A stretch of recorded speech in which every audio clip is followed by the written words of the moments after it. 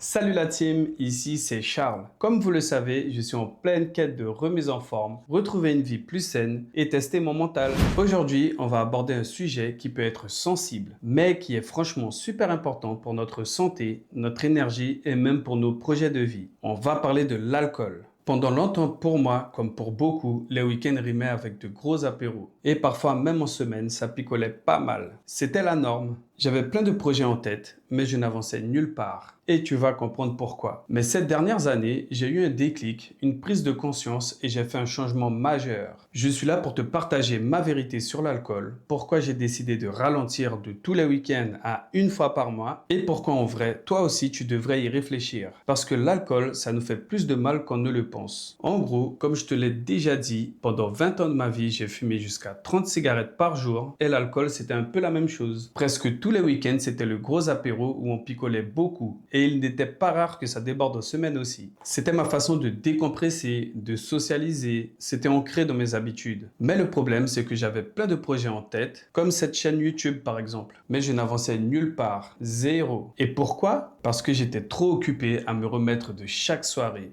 de chaque cuite. En vrai, après la plupart de ces soirées, trop arrosées, je regrettais. Et le pire, c'est que je me laissais influencer et souvent je recommençais. J'avais parfois l'impression d'être incapable de me libérer de ce cercle vicieux. Chaque fois, il fallait au minimum 2 jours pour s'en remettre. 2 jours où tu es fatigué, moins concentré, moins motivé. Ces jours s'accumulent et tes projets restent au point mort. Je ne mesurais vraiment pas l'impact sur ma santé, mon énergie et encore moins l'exemple que je donnais à mes enfants. Pour moi, c'était normal, c'était la fête, le moment de se relâcher. Mais au fond, je me sentais de plus en plus fatigué, moins performant et je le voyais sur mon physique. Jusqu'à ce que je commence ma vraie transformation il y a 2 ans. Et là, j'ai eu un déclic majeur. Je me suis beaucoup inspiré de mes deux cousins, Jojo et Gilou, qui ont tout changé du jour au lendemain. Ça m'a grave encouragé à ce moment-là. Je me suis dit, s'ils arrivent, pourquoi pas moi? J'ai décidé de tout changer. J'ai réussi à arrêter de fumer. J'ai énormément diminué l'alcool. C'est devenu super rare. J'ai décidé de m'occuper à fond de ma santé et celle de ma famille. Aujourd'hui, je vois les bienfaits sur eux. Je suis devenu un exemple pour mes enfants et je suis toujours en quête d'amélioration. En vrai, on sous-estime souvent les effets de l'alcool, surtout quand on n'est pas alcoolique au sens clinique, mais quand on a juste une consommation régulière. Pour un parent actif qui gère un boulot, des astreintes et des enfants, c'est encore pire. L'alcool joue sur l'énergie et le sommeil. Tu crois que ça t'aide à te détendre et à dormir? Non, c'est une fausse impression. L'alcool perturbe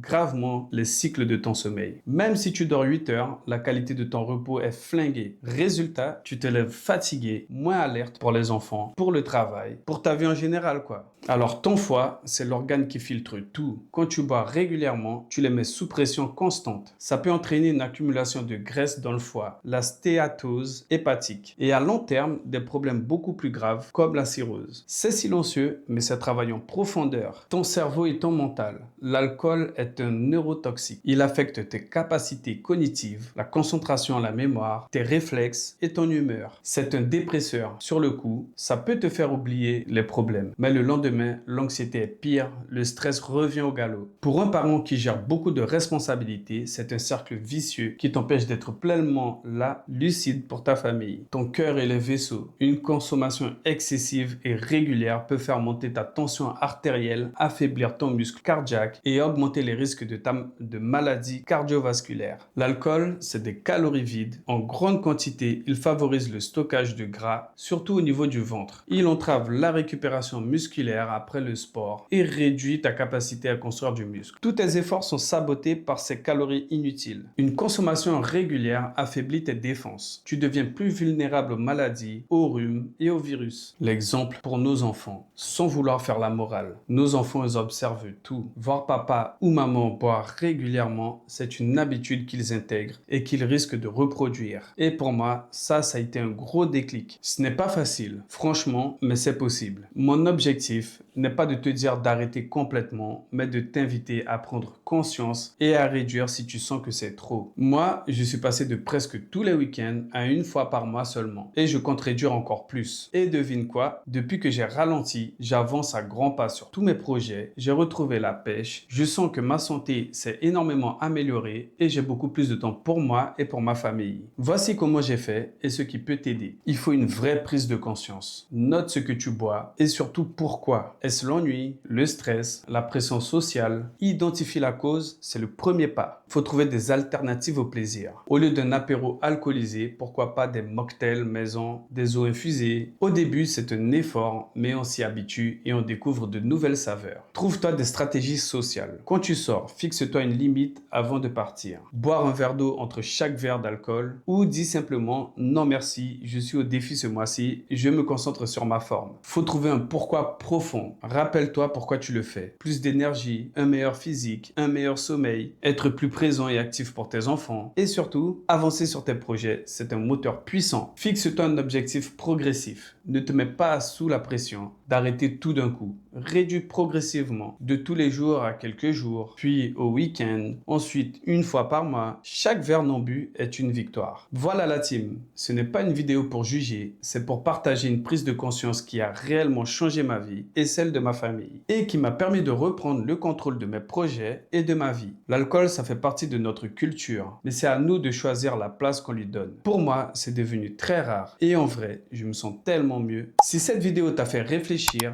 lâche un like, abonne-toi à la chaîne pour plus de vérités sans filtre et de conseils concrets pour ta transformation. Et dis-moi en commentaire quel est ton plus grand défi quand il s'agit de gérer ta consommation d'alcool ou qu'est-ce que tu as déjà mis en place. Allez la team, restez actifs, mangez mieux et restez forts. On se retrouve très vite pour un nouveau sujet.